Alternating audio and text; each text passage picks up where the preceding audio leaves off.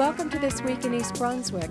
This week we look back at Lawrence Brook School's Thanksgiving celebration of diversity. Amy Fisher congratulates Bob Flood for being named Administrator of the Year by the Educational Media Association of New Jersey. And John Runyon invites township residents to the Historic District for a holiday tour. This and more, including gift-giving ideas from Pegi Ballister-Howells, and a summary of recent township council meetings. But first, beginning next week, several specials will be featured on Channel 8 during the month of December. Who Put That Hair in My Toothbrush features an hour with Newbery Award-winning author Jerry Spinelli. Find out why Mr. Spinelli, the author of numerous books including Maniac McGee and Fourth Grade Rats, is an all-time favorite writer among children. That's Tuesday night at 8 o'clock. Another special follows at 9. Accessibility for All focuses on how seeing eye dogs and their owners work together as a team. Judith Lebline and Dr. Charles Skank speak with former East Brunswick resident Vincent Cheney about his relationship with his dog Schaefer. The program offers many insights into the challenges faced by the blind and specific information about how those of us with sight can be of assistance. On Wednesday night, the hosts of two shows look back at their Cappy Award-winning seasons. First, at 7:30, Dolly Vasta and her friend Naomi Sunshine look at the best of For Art's Sake, 1991. And then at 8, Suzanne Dragon and Helene Grinberg present a holiday retrospective of the arts. In keeping with the holiday spirit, on Thursday night at 7:30, Aging Aspects celebrates with a concert from the East Brunswick Senior Center. Don't miss our usual weekly programming, including Look Great, Feel Great, Stories from the Library, and This Week in East Brunswick. Keep an eye on the Community Bulletin Board for additional programming and local events.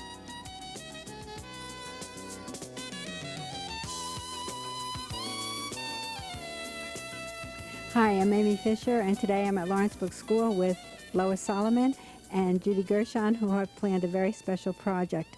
Judy, could you tell us what's happening here today? Yes, Lawrence Brook School, of all the schools in East Brunswick, I think is the most culturally diversified.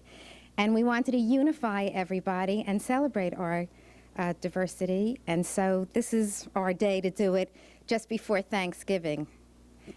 We're going to give thanks for all of our ancestors that have come from so many different countries to allow us the freedoms that we enjoy. And Lois, what are some of the parts of the project that have happened so far? Well, it started with the Year of the Age of Discovery, which is celebrating the 500th year of the discovery of America. And we decided that the fourth graders would make family trees and find out why their families chose to come to America. Judy then came up with the idea of bringing it into the staff, and we've developed a bulletin board of memorabilia from things are 50, 60, and 70 years old, and even more than that.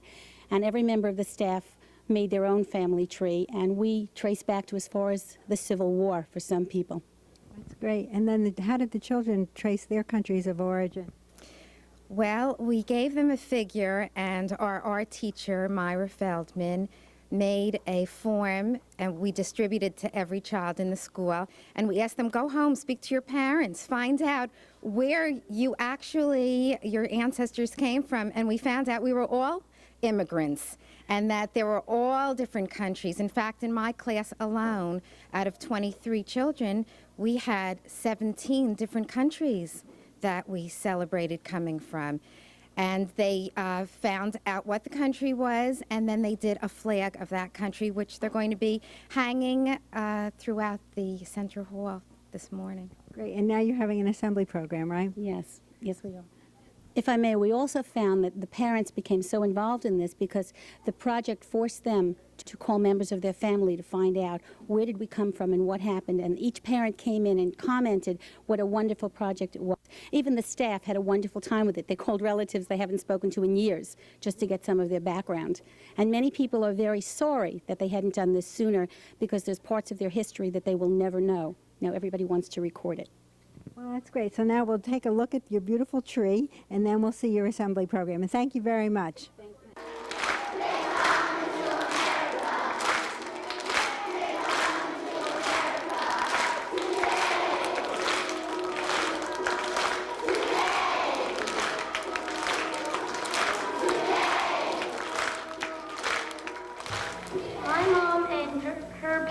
left Cuba when Fidel Castro took over. They wanted to get away from the communists. They came to the U.S. in order to keep freedom in their lives. Like most immigrants that come to America, they are looking for freedom, democracy, and a better way of life. If my dad was still in Hong Kong, he would not be able to go to college, get a good job, and buy a house in America. The potato famine was from the 1840s to the 1850s. In that time, many people got sick and died. The people in my family didn't want to die, so they took a boat from Ireland to America. We lived here since then.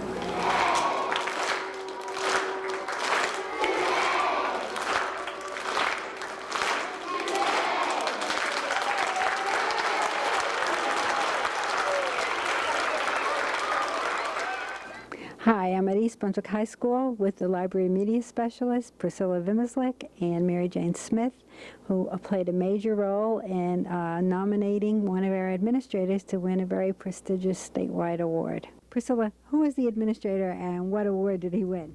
Okay, Bob Flood is our administrator who won the award, which is given by the Educational Media Association of New Jersey. And what are the criteria for that award? Well, the Educational Media Association has a committee that works on this award on an annual basis, and the criteria involves finding an administrator who has played a responsible and influential role in developing exemplary media programs in the schools in the particular district. And part of what they look for is a leader who has planned and implemented and supported library programs in the schools. They also look for a person who has provided visibility, both to faculty in the schools, to the students, to the administrators. And Bob has really done an outstanding job in promoting our programs to the administration, to the public, to our Board of Education. Mary Jane, what were some of the other reasons that you decided to nominate Bob for this award? Well, all 14 librarians felt that Bob turned a good media program into a great media program. His vision gave us up-to-date media centers in all 11 schools, and he has a plan which incorporates the newest of technologies in those schools. He's responsible for an integrated curriculum which was developed during a summer workshop. There was a media specialist, an English teacher, and a social studies teacher from each of the secondary schools who worked on this curriculum.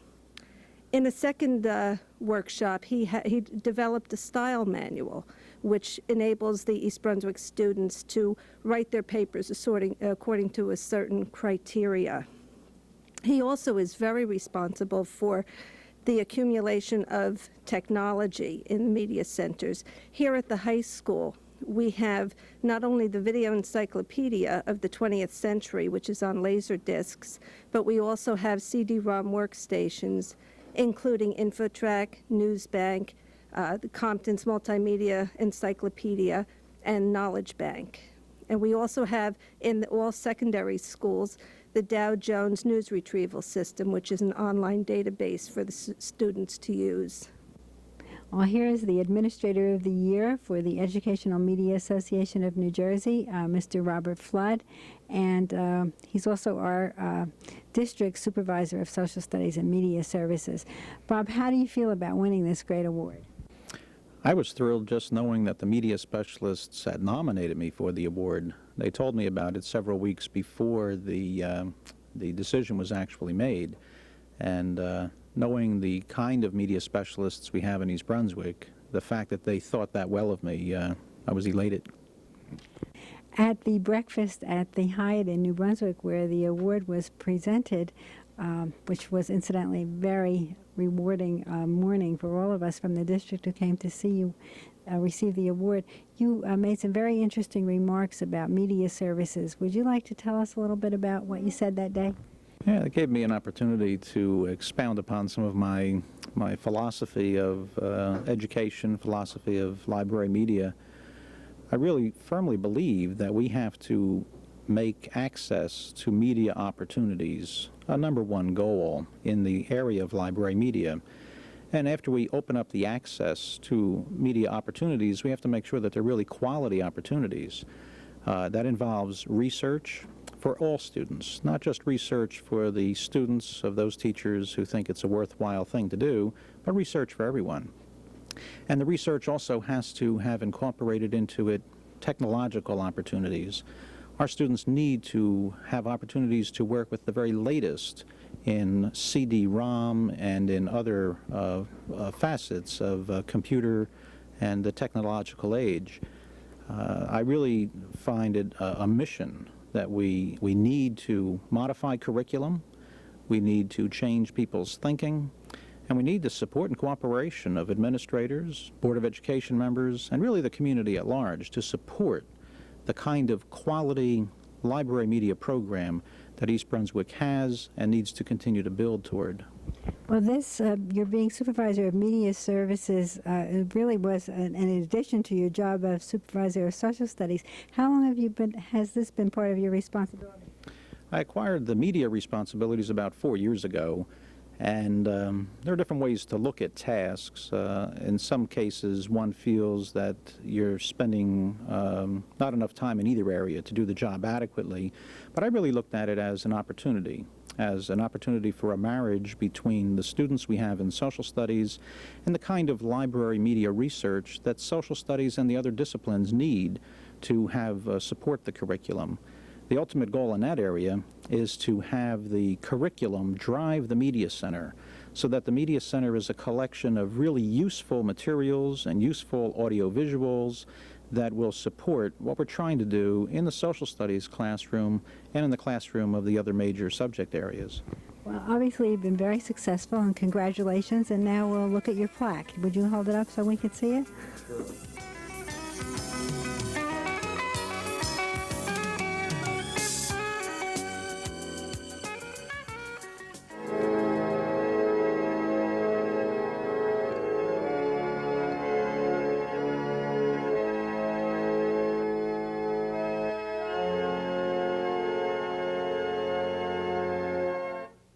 Hello, I'm John Runyon, president of the East Brunswick Museum, and welcome to the museum.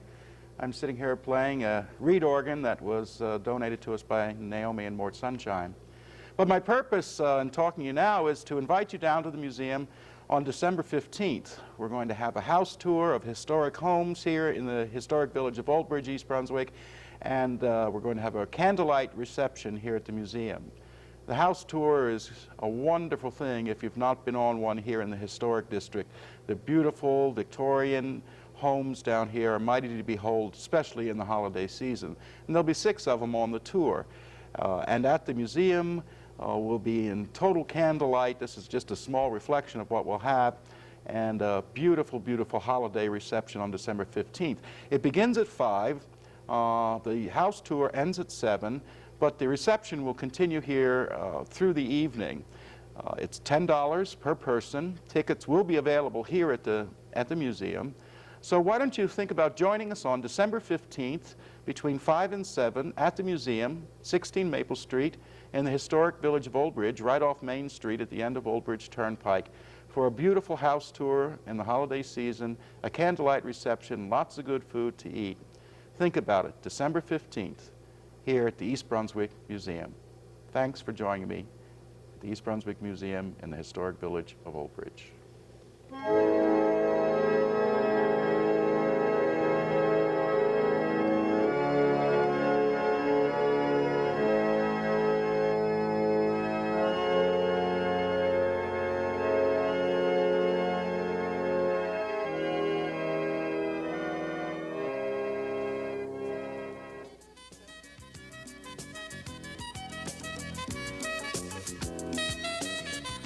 Hi, welcome to Blooming Acres. It's wintertime here on the farm, and there's not a lot of activity going on outside. On a warm day you can get out and do some gardening, but not very often. The gardener's biggest activity is planning for next year, and you can do that with catalogs and reference books, and if you don't have any reference books, it's kind of hard to do that. So I would suggest, for those of you that may have some Christmas shopping to do, that you investigate buying some good gardening books for those gardeners on your list. Now this one is an excellent reference book. It's part of a series called Taylor's Guide to, and this one is the Guide to Annual Flowers, but there's a whole bunch of other ones, and the pictures in here are wonderful. It gives you a really good idea of what to look for, and each picture refers to a text section in the back which gives you much more detail. Now, there's a whole series of these on everything you can think of, really, of specialty items like roses to broader type gardening like water-saving gardening techniques. So we cover a variety of plants, but with very specific planting ideas. These I use, they're very handy, and you could buy just one for someone who has a particular interest, or begin to collect the series. Now, perennial gardening is very popular right now, and I have a number of reference books that I really enjoy using for the perennials in the garden, and as people get more and more involved, the selection of books available, of course, increases too. This one is probably my favorite, Perennials for American Gardens. This has, again, excellent pictures as well as text, and this one is arranged like an encyclopedia. So this one is really lovely. Now, for those of you who may be interested in herbs, this is the Bible of the herb growing industry, I would think. Anyone who has to grow herbs for any reason would benefit by this, even if it's a pot or two on the windowsill. Even if you don't like to grow them, even if you just like to use them in cooking, it's excellent because it includes recipes and it includes folklore and history. An excellent, excellent reference book. Now, organic gardening. Rodale is the publisher that really specializes in organic gardening, and these are 3 titles: the Encyclopedia of Organic Gardening, which is, again, the Bible for organic gardening, and it's set up encyclopedia style, so it's very easy to look things up by both plant and technique, so they are both included in the same encyclopedia style. Natural Insect and Disease Control. Everyone's got those buggies and those problems, and this gives you the alternatives to using chemical insecticides and pesticides. And the Chemical-Free Yard and Garden, all published by Rodale, all excellent reference books. Now for house plants, there's this little tiny one called the Exotic House Plants. Now this one is not very expensive and a handy quick reference. It has 1,200 illustrations in it. Now this is the baby of the family. The Exotic Plant Manual is next up on the list, and this one has 4,200 illustrations, and if you are a serious houseplant collector, this one would be a very good reference. Now the big one, the granddaddy of them all, is Exotica, and this is an outstanding reference, probably only practical for those people who are seriously working with houseplants, but you can spend days just looking at this. Isn't that wonderful? Every page is covered with pictures, and there's lots of reference information in the back as well. Now this one can be pretty expensive, probably well over $100, but certainly a wonderful gift for a houseplant enthusiast. Now, there are specialty books too, such as Encyclopedia of Ferns and Classic Roses, if anyone has a particular interest. Just peruse the shelves of your bookstore and find which ones may apply to the gardening person on your list. Now see this grungy old book? This is the one that I swear by. It's the one that's falling apart because I use it so much. Now, I'll show you what it says on the title page here. Wyman's Gardening Encyclopedia. I have to recommend it because I love it. I carry it with me whenever I go any place that I would need a reference book. I use it all the time. A new edition has come out since this one, but you can see this one is well loved. It covers all topics. Just about everything you could think of is in here. And you can see it's seen its better day, but I swear by this one, Wyman's Gardening Encyclopedia. So, for those of you that need to do some shopping, I'd get out and take a peek right away. Christmas is right around the corner, you know. Okay, let's see. There's a few more things I might want to get in here. We'll see you next time here at Blooming Acres. In municipal government news, Senator-elect Jack Sinagro stepped down Thursday as mayor of East Brunswick in preparation for his role as state senator. Township Attorney Bert Bush will resume the duties of mayor temporarily until the Township Council elects a new mayor. If the council cannot agree on someone for the position, the Township Republican Party will choose someone to fill the remaining 1 year of Sinagro's term. The new mayor is expected to be chosen within the next week. In council news, at last week's council action meeting, Girl Scouts representing Brownie Troop number 817 from Warrensdorfer Elementary School presented the flag for the Pledge of Allegiance. Councilman Irving Sporn read a proclamation naming Tuesday, November 26th as Community Blood Drive Day in East Brunswick.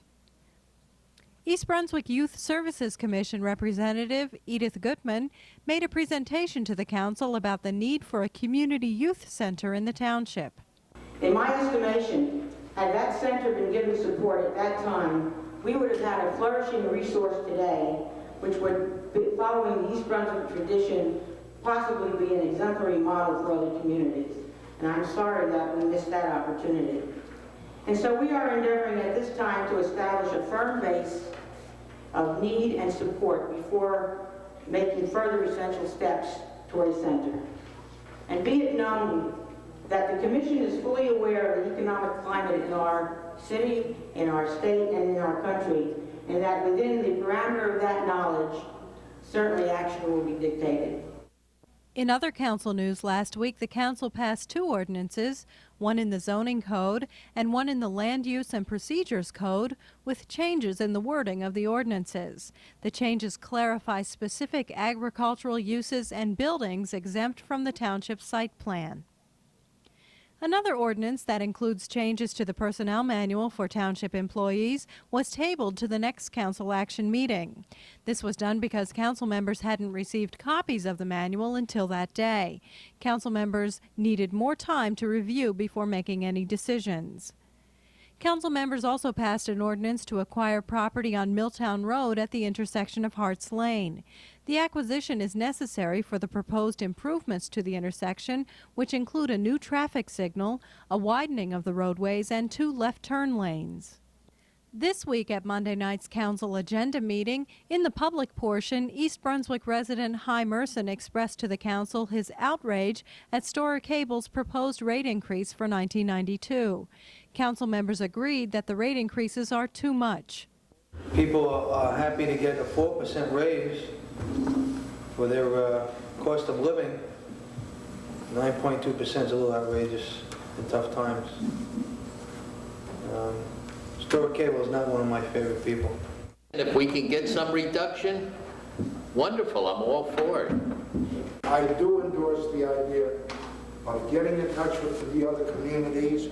I do endorse the idea of sitting down and discussing these anticipated rate rises with the Storer Cable management before we get together with them to endorse them in any way, or even give even the slightest indication that we might be endorsing them. I don't endorse a rate rise at this time. And we could show 10% increases each year for Storer Cable. Where does it stop? I mean, as Councilman Clark said, people are getting 4% raises. We're trying to hold the line on expenses. And then this comes back. After a year of debating on whether to give a 10% discount to senior citizens, they come back a month later and slap us with a 10% increase in our cable costs. I think that's ludicrous. It really is. In 1990 was an 8.3%. If we increase the tax rate like Storer Cable increases the rates for their TV service or their cable service, we would be voted out of office. Unfortunately, Storer Cable, there are no controls over them. Basically, they're a lobby group. All Cablevision is a lobby group, and they can get anything they want. I think it's our duty as councilmen to express our views throughout the state as to the problem that exists with cable companies having the ability to increase rates at any rate increase that they want without any controls. Storer Cable is expected to give its annual report to the council on Monday, December 9th. That's all for this edition of This Week in East Brunswick. Happy Hanukkah to those of you who celebrate, and thanks for watching. We'll leave you tonight with some shots of Cub Scout Pack 61, who recently came to visit the Channel 8 studio.